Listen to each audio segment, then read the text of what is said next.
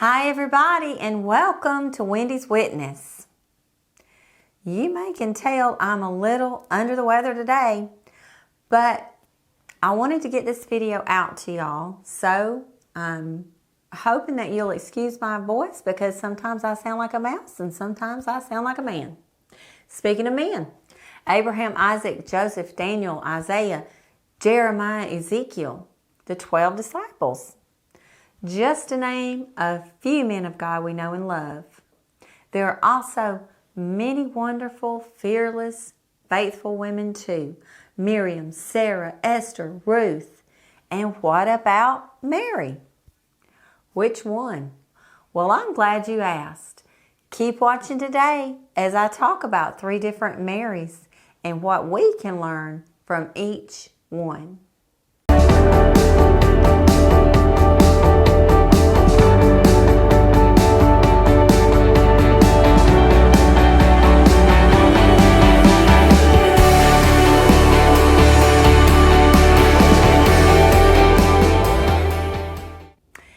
If you're like me, you love The Chosen.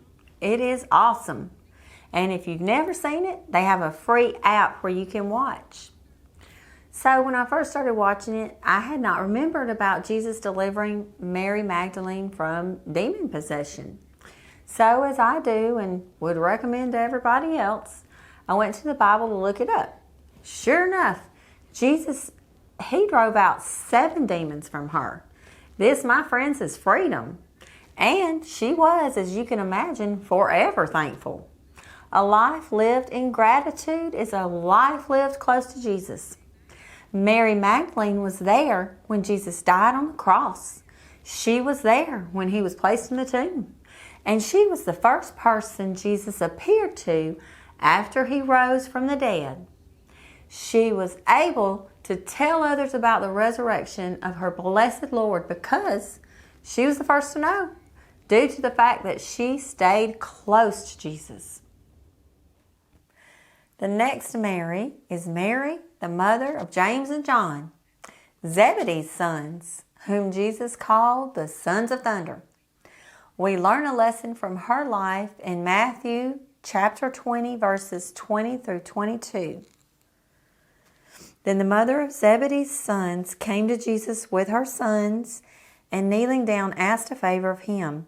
"What is it you want?" he asked. She said, "Grant that one of these 2 sons of mine may sit at your right and the other at your left in your kingdom."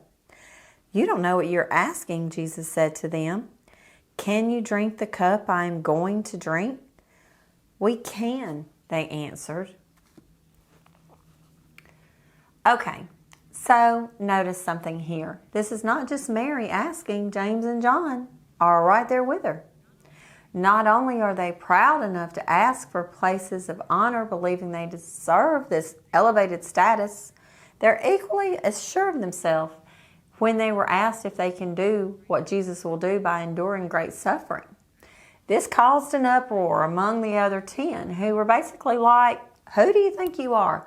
This is not fair." So Jesus had to call a meeting and explain to them again how this works. Chapter 20, verses 26 through 28. "Whoever wants to become great among you must be your servant, and whoever wants to be first must be your slave. Just as the Son of Man did not come to be served, but to serve and to give his life as a ransom for many." His is an upside-down kingdom, and our everlasting eternal rewards are received after we leave this life. And last but certainly not least, Mary, the mother of Jesus. Among many things is a lesson of humble submission to the Father. Listen to her response when told of the miraculous plan God had for her in Luke 1:38. "I am the Lord's servant," Mary answered. "May it be to me as you have said." She was blessed to believe. And to all who hear and believe are too blessed. So live a life of gratitude and humility and be the first to share the good news every chance you get. Well, Merry Christmas and thank you for watching. I'll see you next week. And remember, we are all witnesses.